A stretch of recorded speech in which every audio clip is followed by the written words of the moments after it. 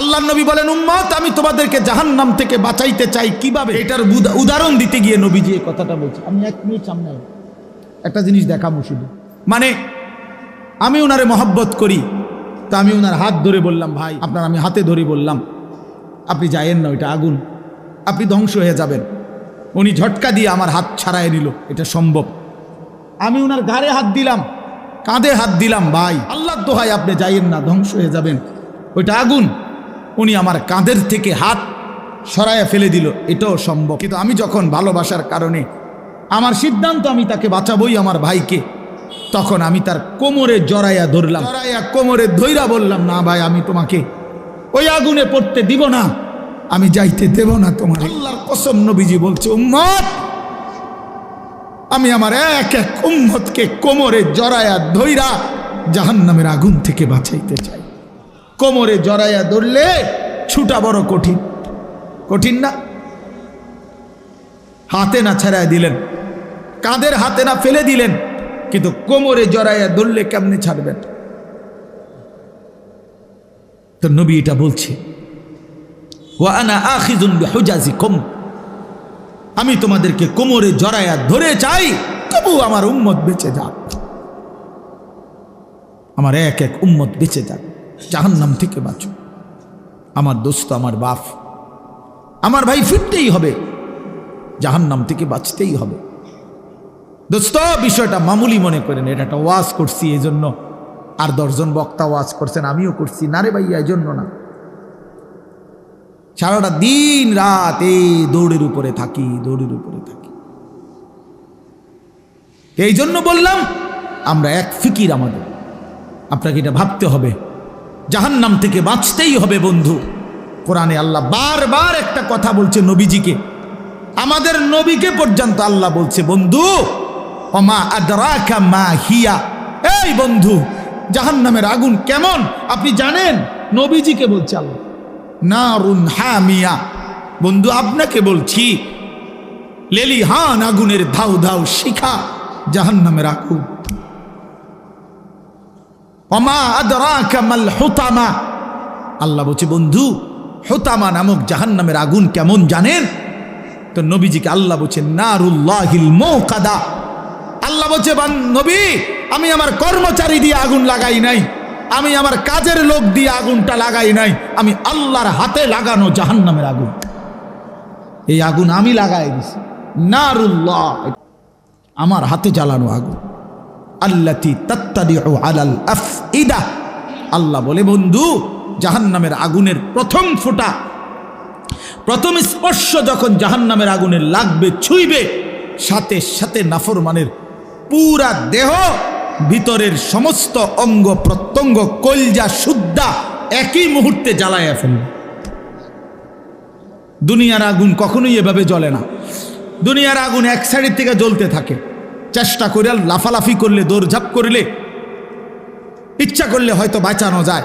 এটুকু পুড়ে গেছে, বাকিটা বাইচা গেছে, এটুকু পুড়া গেছে, বাকিটা বাইচা গেছে, আঙ্গুলগুলো পুড়া গেছে, বাকিটা বাইচা গেছে, ঠিক না? দুনিয়ার আগুন এরকম ধীরে ধীরে পড়ে, ধীরে ধীরে ধীরে ধীরে।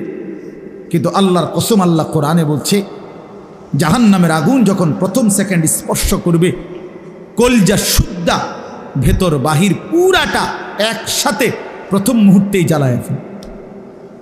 লাভ দিবেন, দৌড়াবেন না, ইন্নাহা আলাইহিম মুসাদা ফি আমাদিম মুমাদ্দাদা, আল্লাহ বলেন আগে জাহান্নামের মোটা খুঁটিতে বান দেওয়া হবে, এরপরে আগুন জ্বালানো।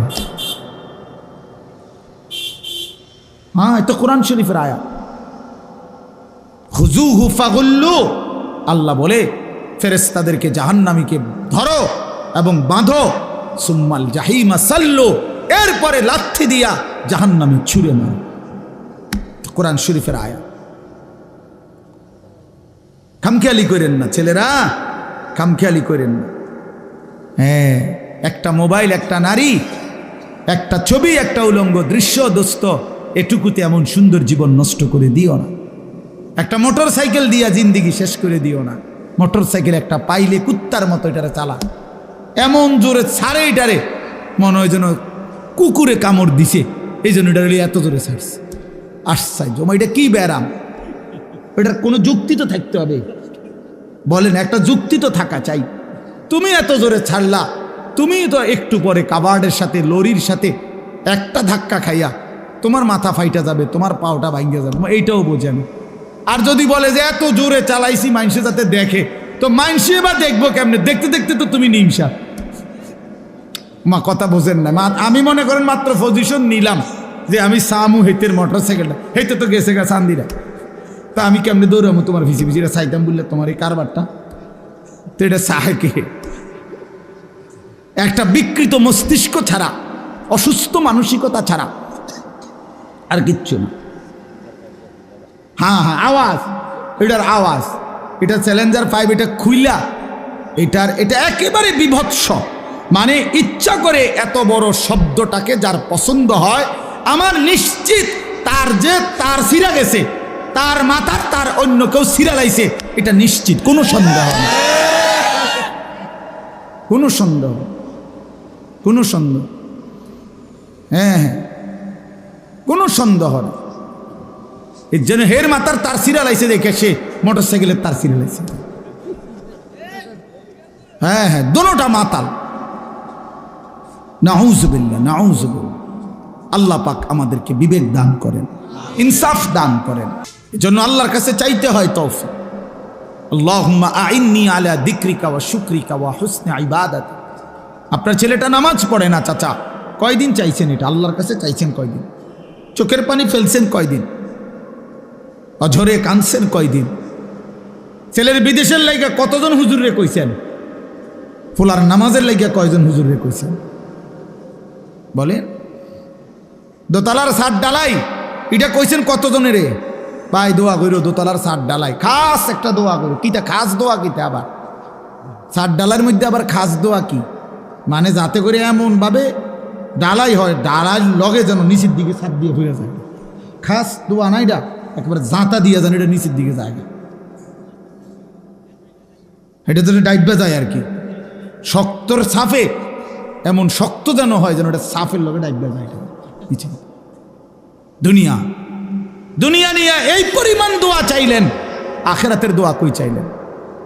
কয়দিন বলছেন হুজুর দোয়া করেন বিবি যেন পর্দানসীন হয়, ছেলেটা যেন নামাজি হয়, মেয়েটা যেন চরিত্রবান হয়, ছেলের বউ যেন নেককার হয়, নাতি নাতনি যেন কোরআন পড়নেওয়ালা হয়। কয়দিন বলছেন? আখেরাত চাইলেন কয়দিন? দুনিয়া চাইলেন কয়দিন? কয়দিন চাইলেন? এই জন্য ইনসাফের সাথে ভাববেন। বান্দা বলো না আমি আল্লাহ আর কি বললে, কেমনে বললে, আর কতবার বললে তুমি আমার কথা মেনে নিতা। অতএব বাপ যারা নামাজ পড়েন না, নওজোয়ান ভাই তোমরা যারা নামাজ পড়ো না, দোস্ত ইনসাফের সাথে এই রাত অন্ধকারে একাকী একটা মিনিটের জন্য হইল যদি মায়ের বুকের দুধ পান করে থাকো ভাইয়া, তো একবার হলো যদি মুসলমানের ঘরে জন্ম নিয়ে থাকো বন্ধু, একবার হইলো ভাইবো যে তোমার আল্লাহ তোমার কাছে জানতে চাইছে যে বান্দা আমি আর কতবার বললে, আমি আর কত পারা নাজিল করিলে। আমি 23 বছর বলে গেলাম, 23 বছর বলার পরও যেহেতু হয় নাই, তুমি বলে দাও বান্দা আমি আল্লাহ আর কতবার বললে, কত বছর বললে তুমি আমাকে মেনে নিতা, আমার কথাগুলো মেনে নিতা। কি বলবেন? হ্যাঁ কি জবাব দিবেন বলেন? জবাব দেন। বেনামাজি জবাব দেন, সুদখোর জবাব দেন, এই হারামখোর জবাব দেন, বলেন। আর কত বছর বললে, কতবার বললে সুদ ছেড়ে দিতেন, আর কতবার বললে মিথ্যা ছেড়ে দিতেন। যেই বোনেরা বেপর্দা, ওই বেহায়া বেপর্দা নারীকে জিজ্ঞাসা করেন, এই অসভ্য বেহায়া নারী আর কতবার বললে তুই পর্দা করতি বোন, বল, বলেন। আহা কিভাবে সম্ভব? আমি জিন্দিগিতে বহুত চিন্তা করে দেখছি, আমি বহুত ভাবছি, বিশ্বাস করেন। একটা মুসলমানের বাচ্চা মুসলমানের ঘরে জন্ম নিয়া, মুসলমান পরিচয় দিয়া, খোদার 365 দিনে এক বছর কোনো দিন ফজরের নামাজ একদিনও পড়ল না, মুসলমানের বাচ্চা এত বড় জানোয়ার কেমনে হইল? আমি এই কথাটা রীতিমতো আমার মন চাই যে ডক্টরেট করি, যেটা বুঝতে, যেটা PhD করা দরকার, কিভাবে সম্ভব? মানুষের বাচ্চা কেমনে এত হাইওয়ান হয়? আরে কোন কি ও মিয়া, এটা কিটা আসল? আমি কোনোভাবে কোনো ক্যালকুলেশন দিয়ে এটা মিলাইতারি না। একটা বছর বেটা তুই নাফরমান, কোনোদিন ফজরের নামাজ পড়লি না? আরে তুই কি মানুষের বাচ্চা রে? এটা কিভাবে সম্ভব ভাইয়া? ওই কোন মার ঘরে জন্ম নিল? আহা, তার মা কোথায়, তার বাবা কোথায়? কিভাবে সম্ভব? ওই মা কেমনে মেনে নিল, ওই বাবা কেমনে মেনে নিল? 16 বছর 18 বছর আপন ঘরে, মা বাবার ঘরে ঘুমায় সন্তান, কোনো দিন ফজরের নামাজ পড়ে না। মায়ের চোখেও এক ফোঁটা পানি নাই, বাবার চোখেও এক ফোঁটা পানি নাই। আহা, মা বাপ কেমনে মেনে নিল? সন্তানে বা কেমনে মেনে নিল? এভাবে কেমনে আল্লাহকে ভুলে গেল? ইয়া আইয়ুহাল ইনসান মা গাররাকা বিরাব্বিকাল কারীম। রব্বুল আলামিন বলে, বান্দা, হে মানুষ, আমার মতো দয়ালু মেহেরবান মনিব থেকে কে তোমাকে ধোঁকা দিল? কে দিল? এত বড় আসমান দিয়ে আমি আল্লাহ সাজাইলাম, এত বড় জমিন আমি আল্লাহ তোমার জন্য বিছিয়ে দিলাম, এত বড় কায়নাত আমি রব্বুল আলামিন বানাইলাম, বিনিময়ে আমি বুঝি একটা সেজদা পাইলাম না?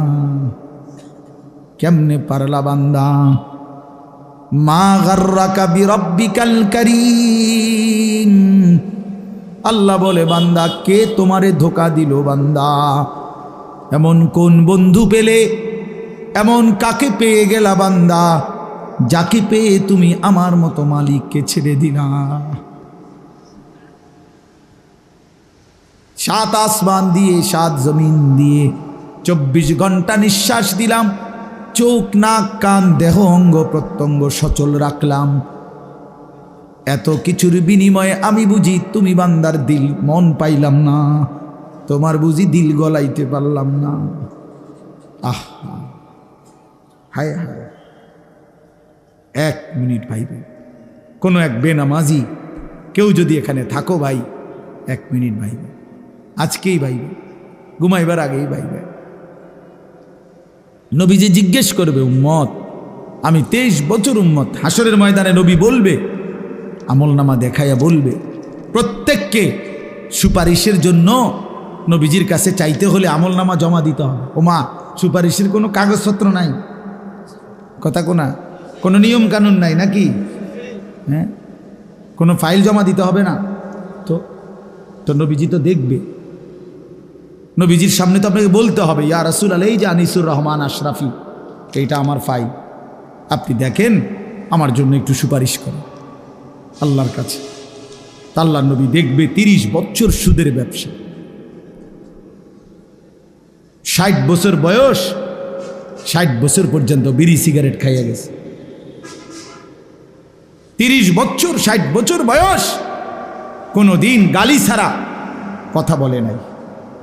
ছেলেটা বেনামাজি, মেয়েটা বেপর্দা, স্ত্রী বেপর্দা। মৃত্যু পর্যন্ত আমার উম্মতের ঘরে প্রতিদিন রঙিন টেলিভিশনে নাচ গান নর্তকীর ছবি চলছে। তার ছেলে মেয়ে নাতি নাতনি বসে নাচ গান নাটক সিনেমা দেখে গেছে। কোনো দিন গালি ছাড়া কথা বলে না, হালাল রোজগার বলতে কিছু নাই। ফজরের নামাজ 1000 পৃষ্ঠা উল্টাইও, ফজরের নামাজ বলতে কিছু নাই।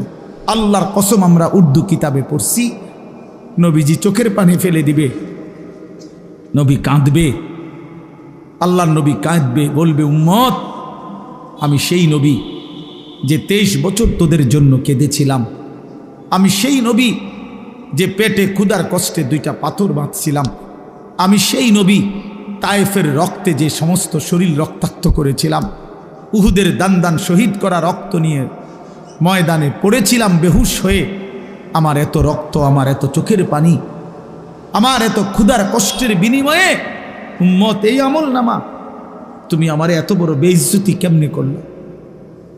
আমি কেমনে আমার আল্লাহর সামনে এটা দেখাবো যে আয় মাওলা, এটা শ্রেষ্ঠ নবীর শ্রেষ্ঠ উম্মতের আমলনামা?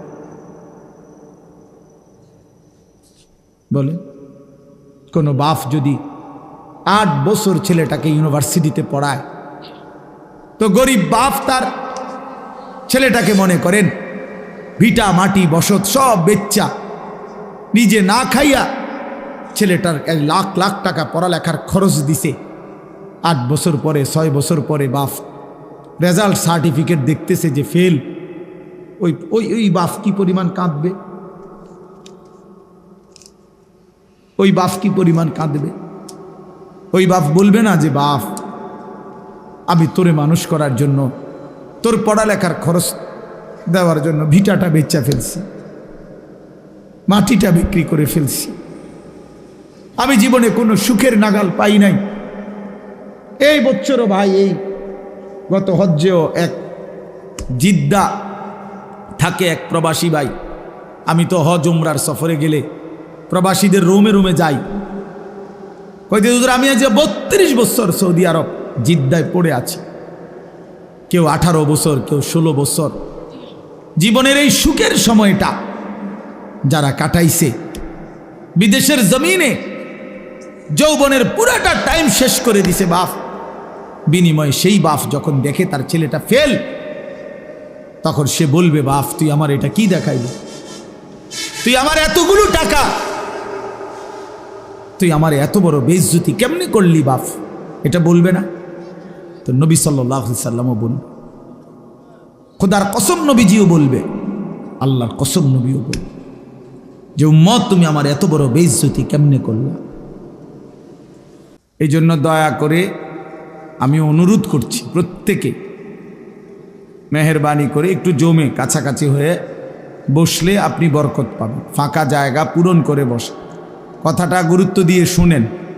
আপনি যদি মনে করেন যে একজন আলেমের এই কথাটাই শুনলেন না, তো আপনি যে সামনে কি শুনবেন এটা তো বুঝাই যায়,